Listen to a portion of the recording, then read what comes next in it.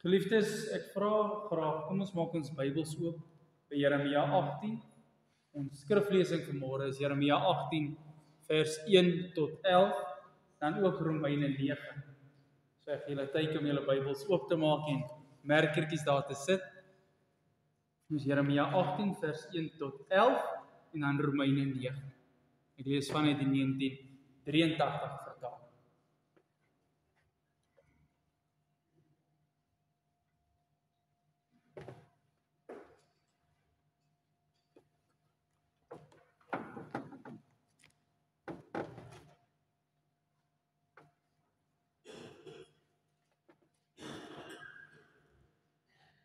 Die woord van die Here het tot Jeremia gekom.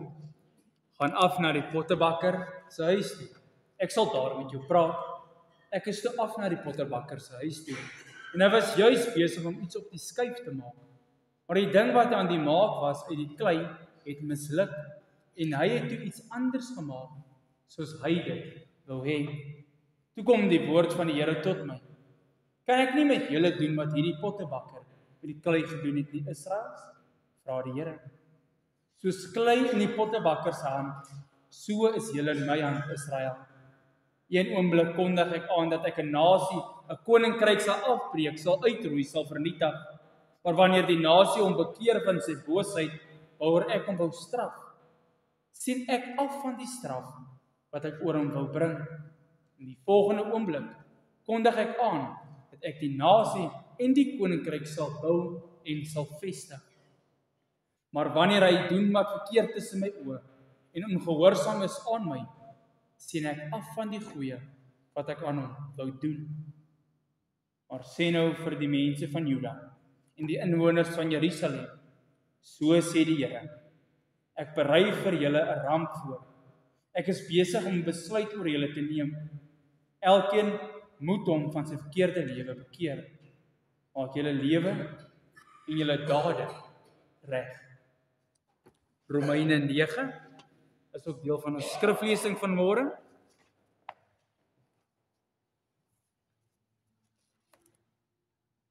Ek gaan al 33 verse lees, dit is nogals 'n groot stukkie, maar dit is werklik lieflik van die woord van die Here te lees en te hoor wat hy vir ons wil sê. Romeine 9. In my verbondenheid met Christus praat ek die waarheid. Ek lieg nie. In my gewete, wat deur die Heilige Gees gelei word, getuig saam met my, dat daar by my 'n groot droefheid en voortdurende hartseer is oor my broers en my eie volksgenote. Ek sou self vervloek wil wees, afgesny van Christus, as dit tot hulle voordeel kon wees. Hulle is tog Israeliete. Vir hulle het God as sy kinders aangeneem en in sy heerlikheid laat deel. Met hulle het hy die verbonde gesluit en aan hulle die wet van Moses gegee, asook die tempeldiens en die beloftes. Hulle stam van die aardsvaders af en uit hulle is Christus as mens gebore. Hy wat God is, verhewe bo alles en lofwaardig vir ewig. Amen. Dit wil nie sê dat die woord van God nie meer geld nie. Immers, nie almal wat van Israel afstam is werklik Israel nie. En nie almal wat nakommelinge van Abraham is werklik kinders van Abraham nie. Inteendeel, die belofte was, uit Isak sal daar vir jou 'n nageslag kom. Dit wil sê, dit is nie die kinders wat in die gewone gang van die lewe gebore is, wat kinders van God is nie. Dit is die kinders wat kragtens die belofte van God gebore is, wat as Abraham se nageslag gereken word. Die woorde, op die tyd sal ek weer kom, en dan sal Sara 'n seun hê, was immers 'n belofte. En dis nie al nie. Rebekka was dit een keer swanger deur ons voorvader Isak. Toe haar kinders nog nie gebore was nie, en ook nog niks goeds of kwaad gedoen het nie, toe is al vir haar gesê, die oudste sal die jongste dien. Daar staan ook geskrywe, vir Jakob het ek lief gehad, maar vir Esau het ek gehaat. Besluit van God is gegrond op uitverkiesing. Dit hang dus nie af van wat 'n mens doen nie, maar van hom wat jou roep. Wat moet ons hieruit aflei? Dat God onregverdig is? Beslis nie. Vir Moses het hy gesê, ek sal barmhartig wees oor wie ek barmhartig wil wees. En ek sal my ontferm oor wie ek my wil ontferm. Dit hang dus nie af van 'n mens se wil of strewe nie, maar van God wat barmhartig is. In die skrif sê God immers vir die Farao, juis hieroor het ek jou teen my in opstand laat kom, dat ek in jou my krag kan toon en dat my naam oor die hele aarde verkondig kan word. Dit is dus inderdaad so, dat God hom ontferm oor wie hy wil, en dat hy verhard wie hy wil. Nou sal jy vir my sê, maar waarom verwyd hy ons dan nog? Wie kan tog teen sy wil ingaan? Mense, wie is jy per slot van rekening dat jy met God wil redeneer? Hoe kan die maaksel vir sy maker sê, waarom het jy my so gemaak? Het die pottebakker nie die reg om uit dieselfde klomp klei iets besonders en iets alledaags te maak nie? En as God dieselfde wou doen, hy wou sy toorn laat sien en sy mag bekend maak. Daarom het hy die voorwerpe van sy toorn, die mense wat reg was om verdelg te word, met groot geduld verdra. So sou hy ook die rykdom van sy heerlikheid bekend maak oor die voorwerpe van sy ontferming, die mense wat hy van tevore vir die heerlikheid voorberei het.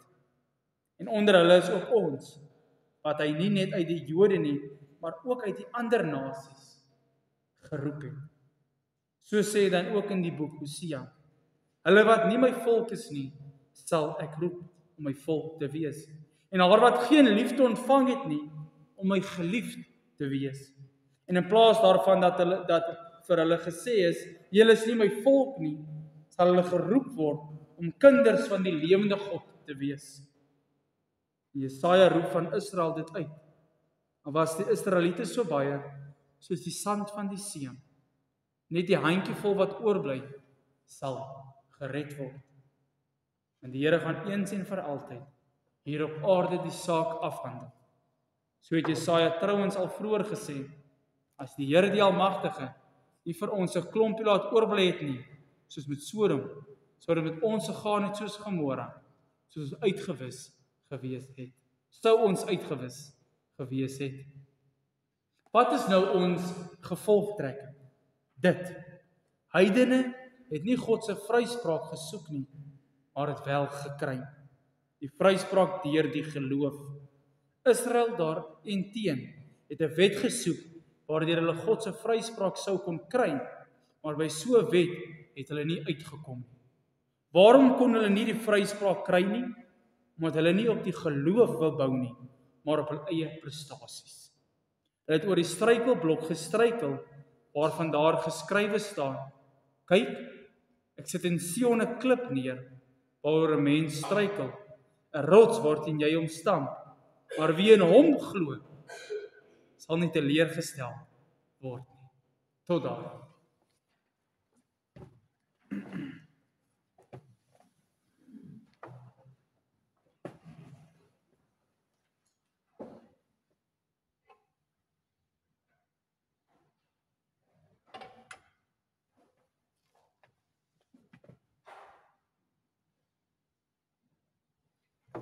Geliefdes in ons Here Jesus Christus, as ek sê God is soewerein, wat sê ek van God? Ek wonder of hierdie eienskap van God vir jou kosbaar of enigstens iets bekend is. Hierdie woord soewereiniteit of om soewerein te wees, is een van die belangrikste eienskappe van God, wat alles in jou lewe kan verander, as jy dit reg of verkeerd verstaan. In die Woordeboek is die betekenis van die woord soewereiniteit die volgende. Soewereiniteit is die reg van 'n administratiewe liggaam om die hoogste gesag uit te oefen sonder om 'n ander liggaam aanspreeklik te wees. Die hoogste gesag sonder om 'n ander aanspreeklik te wees. Die soewereiniteit van God is die feit dat hy die Here oor die skepping is. As soewerein oefen hy sy heerskappy uit. Ons gaan later na hierdie gedagte terugkom. Maar kom ons kyk na die gedeelte wat ons gelees het om die begrip van soewereiniteit van God bietjie meer in te kleer. Nou Jeremia 18 is seker een van die mees bekendste gedeeltes in die Bybel oor die soewereiniteit van God. Nou God het vir Jeremia geroep om sy mondstuk te wees teenoor die volke. Die volk Juda is geestelik, moreel en polities in 'n baie diep put. En alles gaan net slegter en slegter. En hulle beweeg net verder weg van God af. Nou iets wat baie interessant is dat die Here met sy profete op verskeie maniere toerus om die boodskap wat hulle moet verkondig, te verkondig. Soms moet Jeremia net preek, ander kere en ook met ander profete, moet die profete 'n fisiese daad gaan doen, om as 'n tipe van 'n gelykenis te wees van die boodskap wat hy wil verkondig. Jeremia moes byvoorbeeld in hoofstuk 13 'n linnegord koop en dit om sy heup bind, en later moes hy dit vat na 'n klipskeer in die Efraat. So die profeet moes 'n fisiese ding doen om 'n boodskap oor te dra van God aan sy volk. 'n Baie bekende voorbeeld is Gomer en Hosea wat moes getrou het. Gomer was 'n prostituut en Hosea 'n profeet en hy moes met haar trou. En dan ook in ander gedeeltes, en soos in ons sin, wys die Here vir die profeet iets uit die alledaagse lewe. En dit word dan die preek wat aan die volk gegee moet word. Die Here wil met die profete baie male fisiese prentjies vir hulle wys om hulle preekstof te skep. Die prentjie of die voorbeeld van die pottebakker is so perfek en reg deur die skrif om die punt wat die Here hier wil maak aan te doen. Jeremia gaan na die pottebakker wat met die klei werk. Nou in daardie tyd was 'n pottebakker nogals volop en baie belangrik. Alles waaruit die mense geëet het was gemaak deur hierdie pottebakker of pottebakkers op die dorp en hulle het met die hand gewerk. Nie soos vandag waar potte en panne en goed net gemaak word deur masjiene nie. Almal in daardie tyd het die pottebakker geken en geweet hoe hy werk.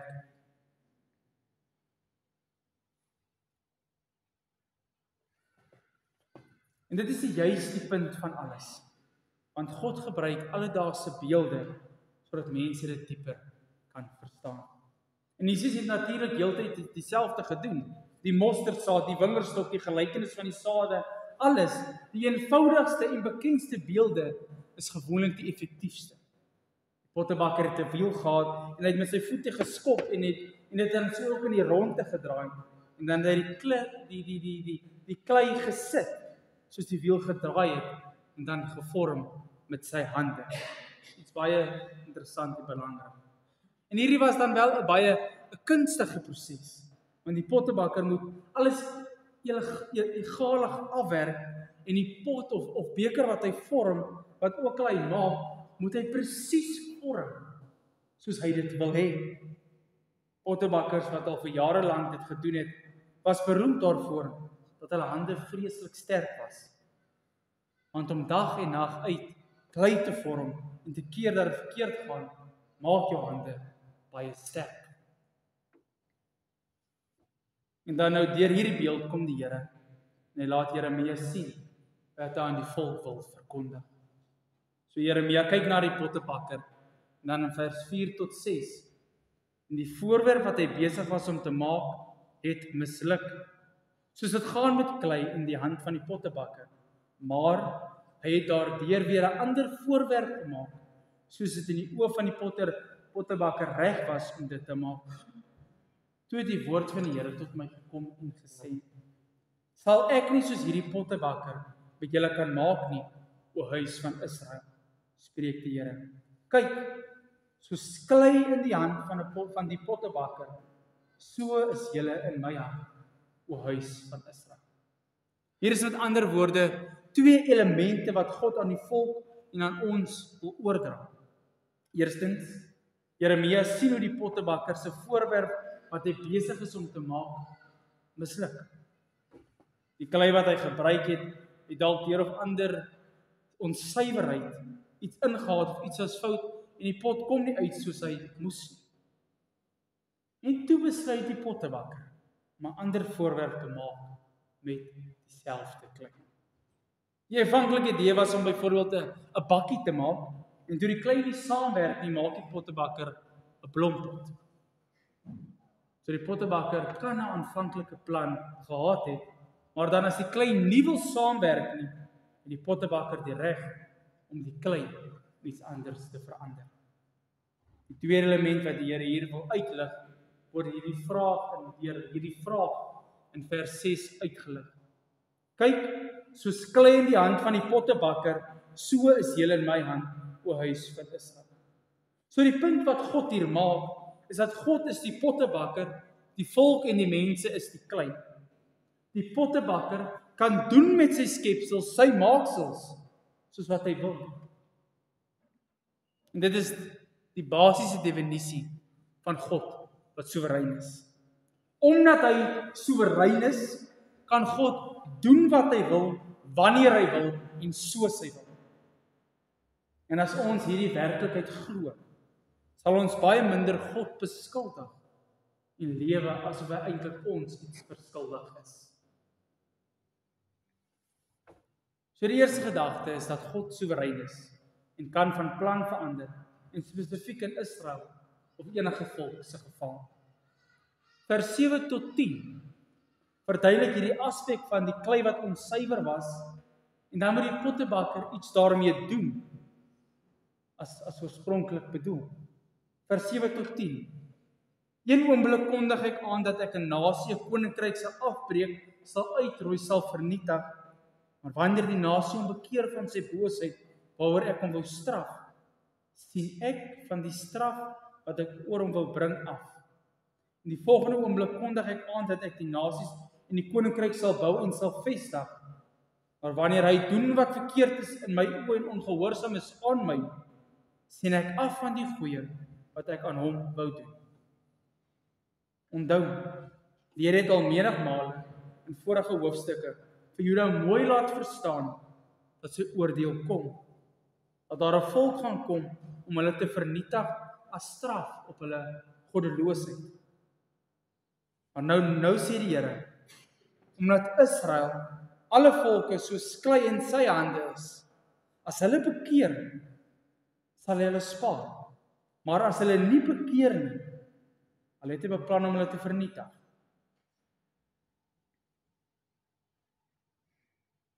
Ek lees daai weer. Maar nou sê die Here, omdat Israel, omdat alle volke soos klei in sy hande is, as hulle bekeer, sal hy hulle spaar. Maar as hulle nie bekeer nie, sal hy nie, al het hy beplan om hulle te vernietig. Ekskuus. Ons moet hier bely dat daar iets is van God se soewereiniteit, iets is wat ons nie kan verstaan. God verander nie plan soos ek en jy nie. Ons verander plan omdat ons nie die toekoms ken nie. Ons weet nie wat voor lê nie. God is alwetend. Met ander woorde, hy weet alle moontlike uitkomste. Maar tog kan hy sy geopenbaarde wil verander as die klei sou bekeer. Dit maak hom nie minder soewerein nie, maar hy tree juis binne in sy soewereiniteit dan op. As God sê dat ek die pottebakker is en julle die klei en ek kan met julle maak soos ek wil, sê hy dat hy die soewereine God is. Hy is nie 'n verduideliking vir my en jou verskuldig nie. Hy kan doen wat hy wil en hy kan doen wat hy wil wanneer hy wil. Maar God sê ook dat sy wil nie in rots gegiet is nie. As God beplan het om volke te straf weens hulle goddeloosheid, maar hulle bekeer, sal God van plan verander en dit belemmer. En dit belemmer nie sy soewereiniteit, soos ek net verduidelik het nie. Juis omdat hy koning en die hoogste gesag is, kan God van plan verander. Mense se optrede kan dus God se beplande optrede verander, maar dit beteken nie dat God se plan verander asof hy nie geweet het dat die mense se beplande optrede gaan plaasvind nie. Hy moes dit geweet het. Hy is alwetend.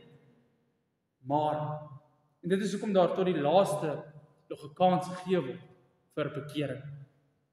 Die man langs Jesus aan die kruis het 'n goddelose lewe geleef. Maar op die einde van sy lewe bekeer hy en God red hom. Daar is nog altyd hoop, want God sal nooit 'n mens wat hom of haar tot God bekeer wegwys nie. Maar tog dink ek dis iets belangrik om hierdie gedagte van God se soewereiniteit dieper te ondersoek in die res van die Bybel. God sê aan sy volk hier in Jeremia 18, kyk soos klein die hand van die pottebakker, so is julle in my hand, o huis van Israel. Deur die res van die Bybel sien ons hoe God soewerein is oor alle dinge. Die eerste aspek van God se soewereiniteit in die Bybel is dat hy in beheer is van alle dinge. God het 'n ewige plan vir hierdie skepping en hy sal hierdie plan deurvoer en daar's niks wat hom sal keer nie. En nou 'n paar teksgedeeltes vir ons lees en aanhaal. Efesiërs 1 vers 9 tot 10. Hy het kragtens sy besluit en voorneme die geheimenis van sy wil aan ons bekend gemaak en dit deur Christus tot uitvoering gebring op die tyd wat hy daarvoor bepaal het. Sy bedoeling was om alles wat in die hemel en alles wat op die aarde is onder een hoof te verenig, naamlik onder Christus. Daar is niks wat God se plan kan keer. Daar is nie 'n hoekie of 'n plekkie op hierdie aarde wat hom kan stop of wat vir hom nie bereikbaar is. God het alles alreeds beplan, bepaal en geweet en bewerk voor die grondlegging van die wêreld. Psalm 115 vers 3. En dit terwyl ons God in die hemel is, alles wat hy wil doen, doen hy. Psalm 135 vers 6 tot 7. Alles wat die Here wil, doen hy, in die hemel en op die aarde, in die see en al die oseane. Hy laat die wolke opkom oor die horison, hy maak die weerligstrale vir die reën en bring die wind tevoorskyn. God het self beheer oor wie tot geloof kom en wie nie. Dit het hy selfs bepaal deur die uitverkiesing waarvan ons lees in Efesiërs 1 en 1 Petrus 1 en vele ander gedeeltes. Gaan lees dit gerus. God is self soewerein oor wie gered sal word en wie verlore sal gaan. En wie kan God bevraagteken? Hy is die pottebakker en kan maak met die klei soos wat hy wil. Hy hoef nie almal te red nie. Hy hoef niemand te red nie. Wie is ons om hom te bevraagteken? Die tweede aspek van God se soewereiniteit is God se soewereine gesag. Omdat God soewerein is, het hy alle gesag. Dit wat God beveel, dit moet sy skepsels doen. Dit is nie 'n vraag of 'n keuse nie. Die soewereine koning het alle gesag. Jesus leer ons in Johannes 14 vers 21. Wie my opdragte het en dit uitvoer, dis hy wat my liefhet. En wie my liefhet, hom sal my Vader liefhê en ek sal hom ook liefhê en my aan hom openbaar. Absolute gehoorsaamheid is al wat gepas is vir 'n soewereine God. En ook is ons onderdanigheid, ons gehoorsaamheid aan God en God self die hoogste prioriteit. Matteus 10 vers 34 tot 38. Moenie dink dat ek gekom het om vrede op aarde te bring. Ek het nie gekom om vrede te bring nie, maar die swaard. Ek het gekom om tweedrag te bring tussen 'n man en sy vader, tussen 'n dogter en haar moeder, tussen 'n skoondogter en haar skoonmoeder. Ja, 'n man sy huismense sal sy vyande wees. Hy wat sy vader of moeder liewer het as vir my, is nie werd om aan my te behoort. Hy wat sy seun of dogter liewer het as vir my, is nie werd om aan my te behoort. Hy wat nie sy kruis opneem en my volg nie, is nie werd om aan my te behoort. Die soewereine God verdien elke mens se lojaliteit van die begin af tot die einde. Hier sien ons so baie Christene deesdae wat wil maak asof dit eintlik maar reg is en okay is dat mense maar aanbid wie hulle wil aanbid. Ons laat dit net toe. Die Hindus met hulle afgode, die ateïste wat God nie erken nie, ensovoorts, ensovoorts. Ons sien dit oral in die samelewing. Dit is nie oukei nie. Want God van die Bybel, die God van die Bybel, ons soewereine God, verdien alle aanbidding en verdien alle lof en prys. En hy sal dit kry in hierdie lewe. En die volgende. Romeine 14 vers 11 sê die Here, so seker as ek lewe, sê die Here, voor my sal elke knie buig en elke tong sal bely dat ek God is. Die derde aspek van God se soewereiniteit is sy soewereine teenwoordigheid. Ons soewereine God is ook 'n God wat mense kies en kies om by hulle teenwoordig te wees. Eksodus 6 vers 5: Ek neem julle aan as my volk en ek sal julle God wees. Openbaring 21 vers 3: Toe het ek 'n harde stem van die troon af gehoor sê: Kyk, die woonplek van God is nou by die mense. Hy sal by hulle bly. Hulle sal sy volke wees en God self sal by hulle wees as hulle God. So God kies mense en hy is dan hulle persoonlike God en hy is dan by hulle en hy veg hulle gevegte vir hulle. Die soewereine God, met ander woorde, is heeltemal persoonlik. Al kan die psalmdigter sê in Psalm 139 vers 7: Waarheen sou ek gaan om die Gees te ontvlug? Waarheen sou ek vlug om aan die teenwoordigheid te ontkom? Tog is ons God ook by ons persoonlik. God is in alles die soewereine God. Hy regeer en hy het alles in sy volle beheer en niks op hierdie aarde kan sy planne of sy wil stuit nie. So is God ook soewerein oor die dood, oor natuurrampe, oor regerders, oor sondes, oor alles. Daar is niks wat nie onder God se koningheerskappy staan. En hiervoor moet ons hom aanbid. Ek beweeg nou 'n bietjie na die einde toe. Ons kan dan die vraag vra, maar wat van Christene wat vervolg word vir hulle geloof?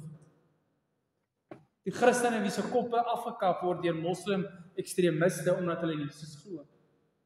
Is God soewerein hieroor? Is die brullende leeu Satan nie maar net die oorwinnaar in hierdie mense wat sterf vir hulle geloof nie?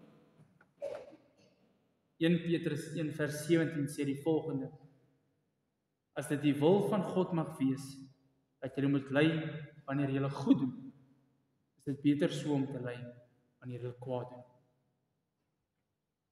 Ook Christus het eenmaal vir die sondes gely, die onskuldige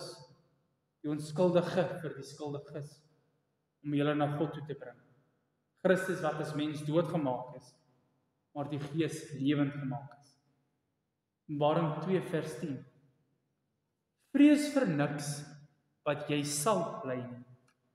Kyk, die duiwel gaan sommige van julle in die gevangenis werp, sodat julle op die proef gestel kan word, en julle sal 10 dae lang verdrukking hê. Wees getrou tot die dood toe, en ek sal jou die kroon van die lewe gee. Ja, in die lewe gaan ons swaar hê as ons gehoorsaam is aan die soewereine God. Maar selfs die vervolging in die lewe is beperk. En God het alreeds deur Christus verlossing bewerk. Selfs my swaar kry vir die evangelie sal wonderlike vrug afwerk. En God is soewerein daaroor.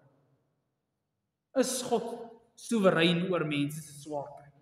Oor my siekte en my verlies van my geliefdes? Dis die vraag wat ons vra en dis baie keer die vraag waarmee ons gekonfronteer word as Christene. Nou die verhaal van Job is sekerlik die kragtigste verhale oor God se soewereiniteit.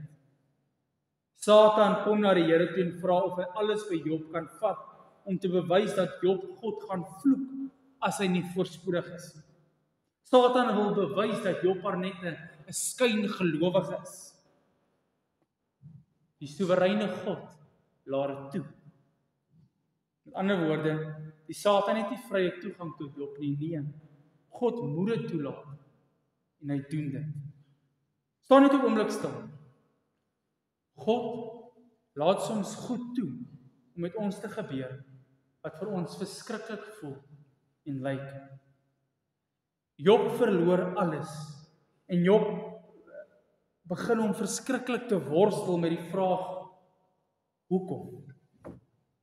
Job weet dat hy 'n godvreesende lewe geleef het, maar Job se vriende wil hom oortuig dat hy eintlik iewers 'n sonde het en daarom word hy nou deur God bestraf. Maar Job weet dat hy nie gestraf word nie, maar tog wil hy heeltyd weet hoekom God dit alles oor hom laat kom. Aan die einde van die boek Job is dan eintlik nou 'n les vir ons oor God se soewereiniteit. Dan ook die pad wat Job gestap het om tot rus te kom. Die Here sê nooit vir Job, hoekom hy alles bygevat het. Hoekom Job so swaar moes kry. Hoekom die Jode deur hierdie moes gaan en God sê ook dat hy niks aan Job verskuldig is.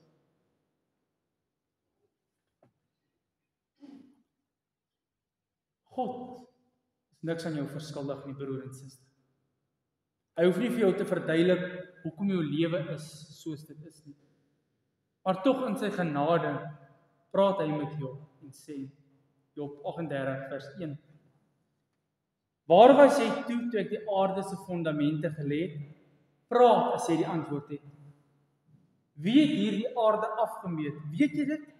Wie het 'n maatlyn oor hom gespan? Waarop is sy voetstukke neergesit? Wie het hom aan mekaar gesit? Daardie oggend toe die sterre saamgesing het en al die hemelinge gejubel het. Wie het die see opgedam toe hy begin uitborrel het? Ek het hom met wolke bedek, om met donkerte toegemaak. Ek het vir hom perke gestel, om agter slot en grendel gesit. En dan kom Job tot die besef in hoofstuk 42 vers 2. Nou weet ek dat u tot alles in staat is en dat u kan uitvoer wat u besluit. Job besef, God is die pottebakker en hy is die klei. En God kan maak met hom soos hy wil en dit is reg en goed, omdat ons 'n goeie, soewereine God het, wat in totale beheer en totale gesag regeer, kan ons hom vertrou, al verstaan ons nie hoekom dinge gebeur soos dit gebeur. Die feit dat God soewerein is, sit jou lewe op 'n traject van vertroue en van absolute onderdanigheid aan sy wil in jou lewe. Hoekom is jou lewe so swaar? Ek weet nie, maar God weet. Hoekom is jy so verspoedig en niemand anders nie? Ek weet nie, maar God weet. Hoekom was daar soveel oorloë en soveel pyn oor die wêreld se geskiedenis? Ek weet nie, maar God weet. Hoekom laat God toe dat natuurrampe soveel mense vernietig? God is soewerein. Hy weet hoekom en hy is in beheer. Hoe kan God toelaat dat sy eie seun vermoor word deur goddelose Jode? Hy weet hoekom en ons ook vir verlossing. Hy was self soewerein met die vermoring van God die Seun. Ek weet nie hoekom dinge in jou lewe so sleg of so goed gaan nie. Maar ek weet vir die gelowige ontvang ons alles uit die hand van ons soewereine God wat regeer tot in ewigheid. Amen.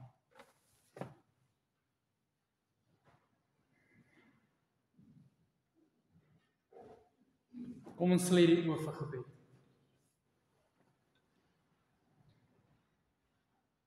Onse Vader wat in die hemel is,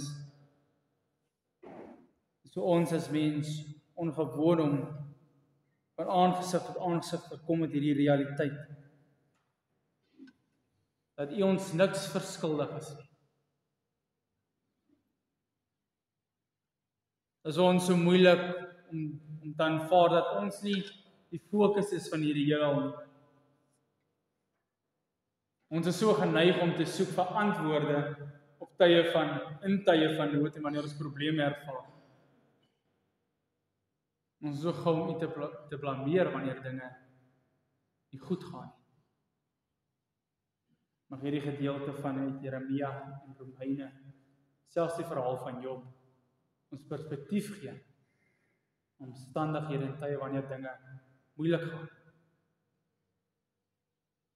Mag ons rus vind in die feit daarvan dat U getrou is, en dat ons op U kan vertrou, en dat U die goeie wat in ons begin het, sal deurbring tot 'n volëinding, dat daar verlossing is, wat ons al reeds het, maar ook 'n gedeelte daarvan wat voorlê vir die ewige lewe. Dat wanneer ons nou deur pyn en lyding gaan, dat dit nie ewig is nie, maar dat dit werklik tot 'n einde sal kom, aan die ewigheid wat voorlê, sal 'n ewige tyd van vreugde en liefde, ons U kan loof en prys, sonder sonde en sonder pyn. Mag ons rus vind in die feit dat ons weet nie, maar God weet. En U weet beter, ons bely dit. Daar is in niemand anders se hande as wie ons wil wees as gelowiges. Ons wil net in U sin wees. Mag ons besef dat U soewerein is. Mag ons U aanbid soos U werklik soewerein is. Mag ons net stil staan en stil bly wanneer die onreg aangedoen word. Wanneer daar mense is wat nie U aanbid nie. Mag ons werklik opstaan vir ons geloof. Sterk staan in ons geloof. Ons het die wapenrusting om staande te bly, want die oorwinning is klaar behaal deur ons verlosser Jesus Christus. Mag ons besef, ons as gelowiges is vandag steeds nie alleen gelaat nie. Dat die Gees werklik in ons woon en in ons werk en ons in staat stel, ons bekwaam maak om U wil te gehoorsaam en U wil uit te voer. Mag ons gehoorsaam wees, Here. Mag U ons lei. Mag ons troos vind in hierdie kernfeit van ons geloof, dat ons die enigste, almagtige, soewereine God aanbid, dat ons U kinders is. Dit bid ons in Jesus Christus, so groot naam alleen. Amen.